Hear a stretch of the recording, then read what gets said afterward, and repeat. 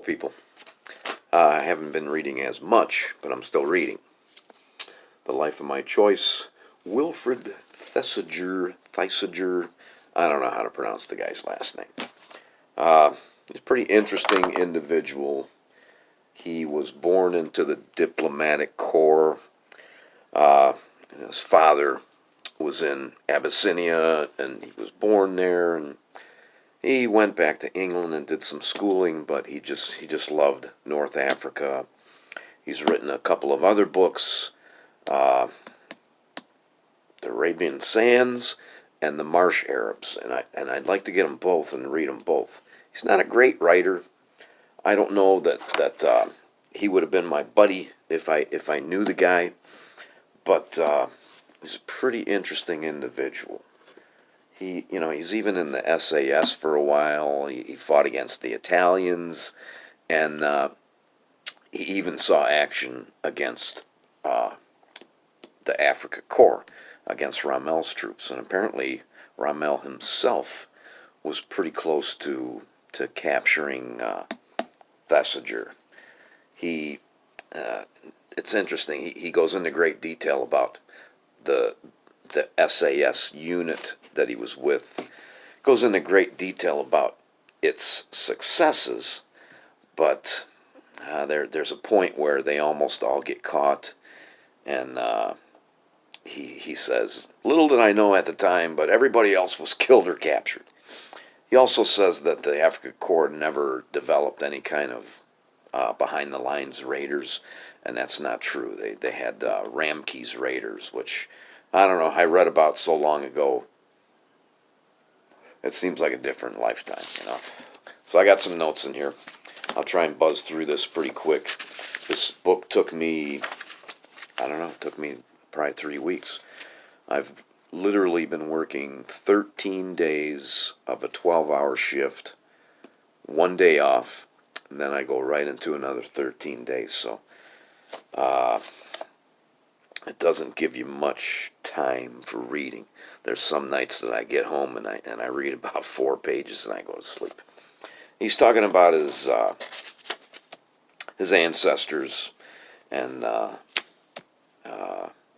Lord Chelmsford he mentions, but he does not mention that Lord Chelmsford was, the guy that divided his forces before he knew the disposition of the enemy, and that resulted in the massacre. Not the massacre. It was a tactical victory for the Zulu at Isandlwana.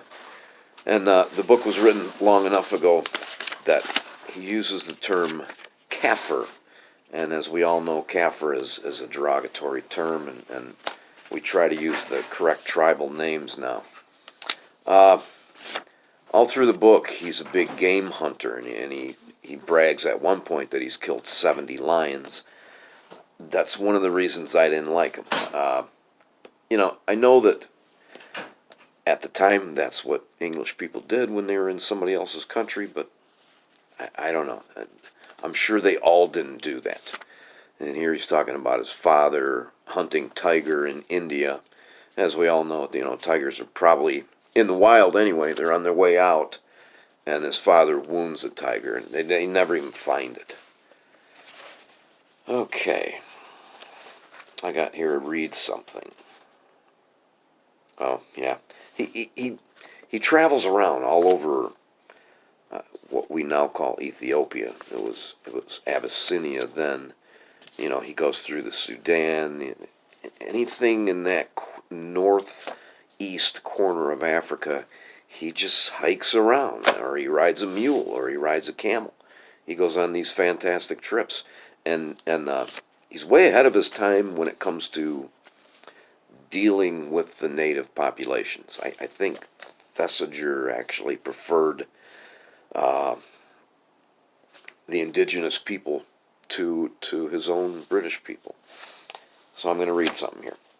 During the next day's march, there was a sudden commotion at the back of our struggling caravan. A shifta, or brigand, had stepped out of the bush, clubbed one of the men, and made off with his rifle. I went in pursuit with Abdullahi, and eventually saw the man on a hillside. I put a bullet close to his head, and he dived for cover. Very much on the alert, we followed him into thick bush. Luckily, he had no ammunition for the rifle and gave himself up after Omar, who had caught up with us, put 2 more shots over his head. We tied his arms around his back and handed him over to the next village headman we encountered.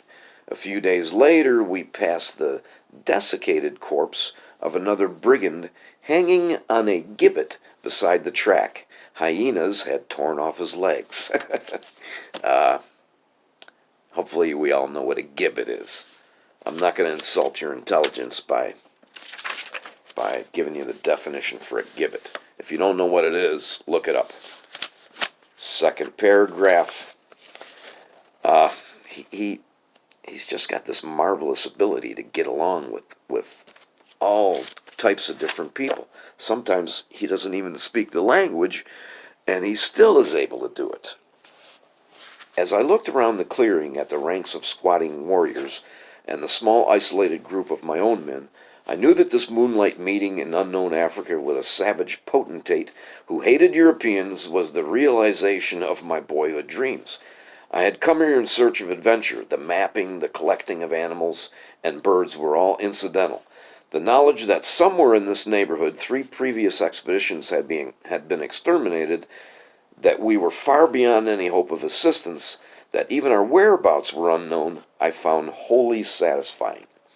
And he does. That's what he goes for. There's probably no way I can show you this. This is a blank sticky note. He's got a picture of his mother and father in here. And his mother is just fucking beautiful. So I'm going to try. She's just a gorgeous, and back then, they were in the habit of taking pictures without people smiling, and I prefer the fuck out of that. I don't know where we got in the habit of showing our teeth. You still look like yourself even when you're not smiling. Okay, I've got a note here. Read. I don't know what the hell I'm supposed to read here, so I'll start. I now endured 3 tedious days in a lorry. Now, a lorry is a British truck. There was no proper road to Fashur, and over much of the route, lorries carrying supplies picked their own way across the soft sand. Our engine boiled at intervals, and we had constantly to stop and let it cool.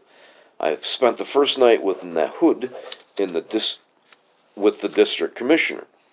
He had that day sentenced the man to death for killing his newborn twins, a killing which was obligatory under Nuba tribal custom. I can still remember how shocked I was by the sentence. Tribal custom, man. They got that kind of custom for some kind of fucking reason. Far be it from me to say that's wrong.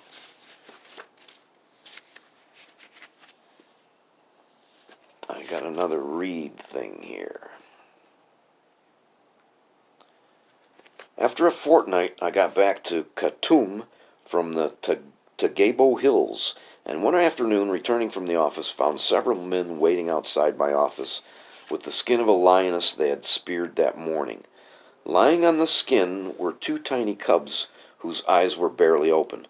I reared them successfully, and they made the most delightful pets. At first I kept them in a hut, but as they grew, I let them roam about in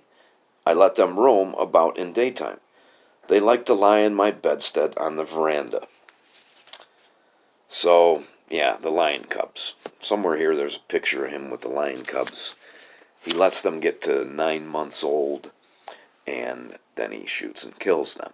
He figures he can't release them because they're used to being around humans, and they'd be dangerous. I guess, he's not very nice to animals. He goes all through the Abyssinian-Italian War, and the League of Nations really let down Abyssinia, and Haile Selassie. I still don't know how you pronounce that, but he was kind of a noble person, that Haile Selassie.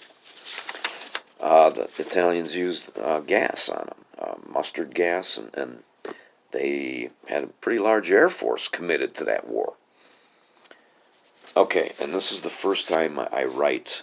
Thesiger is 27 years old. You know, I'm about halfway through the book. He's 27 years old, and I write here he doesn't seem to have any interest in women. He's never mentioned anything about women. All through the book, he never ever mentions anything about women. So maybe, he could have been one of those Englishmen that preferred young men. I don't know. He doesn't mention that either, and I don't blame him for not mentioning it. And yeah, I don't recommend this book just because of the hunting. And I got second paragraph here. I know that today it sounds unforgivable to have shot 70 lion in 5 years, but that was 50 years ago, and circumstances of that time cannot be judged by those of today. Lion were then rated as vermin in the Sudan and were especially abundant in the western Nuer district. Now wildlife is everywhere endangered, but in those days, with few exceptions, it was under no apparent threat. Well, it was under threat. It was under threat from people like him. Read the last paragraph. Looking back on my attitude to the commonly accepted pleasures of life, I can say that I have never set much store by them. I hardly care what I eat, provided it suffices, and I care not at all for wine or spirits. When I was 14, someone gave me a glass of beer, and I thought it so unpleasant I have never touched beer again. As for cigarettes, I dislike even being in a room where people are smoking. Sex has been of no great consequence to me, and the celibacy of desert life left me untroubled. Marriage would certainly have been a crippling handicap.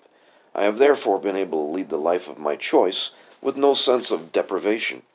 Existence in the desert had a simplicity that I found wholly satisfying. There, everything not a necessity was an encumbrance. It was those 3 months in the Sahara in 1938 that taught me to appreciate things that most Europeans are able to take for granted. Clean water to drink, meat to eat, a warm fire on a cold night, shelter from the rain. Above all, tired surrender to sleep. So, maybe he's asexual, I don't know. And up to this point, he has not only not mentioned women, but he's not mentioned religion. He hasn't tiptoed around it, he just hasn't mentioned it. Read bottom and top. This embarrassed me. While still at Eton, I had refrained from repeating the creed, being unwilling to affirm something which I was unable to believe. Since then, under the stars in the desert, I had found it impossible to reconcile belief in a personal God, to whom I could appeal.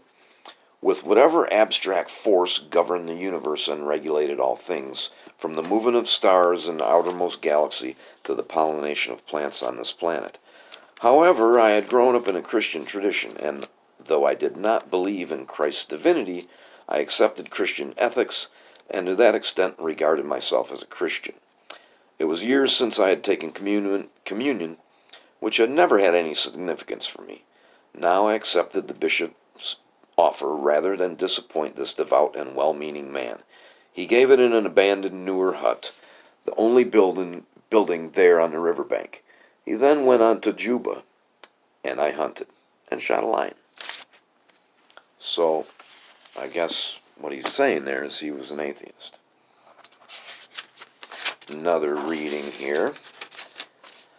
I often visited the Arab villages situated nearby in the hills along the border, where the villagers, courteous and hospitable, despite their resentment with the British over Jewish immigration, made me welcome. For untold centuries their ancestors had lived in Palestine.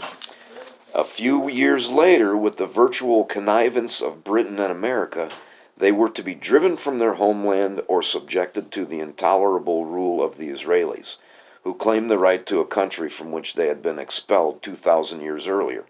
Seldom can a greater wrong have been inflicted on an innocent people with such general approbation, and the seeds of such catastrophic and widespread hatred been sown with so much complacency.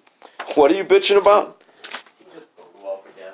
He been throwing up all day long, the cat. A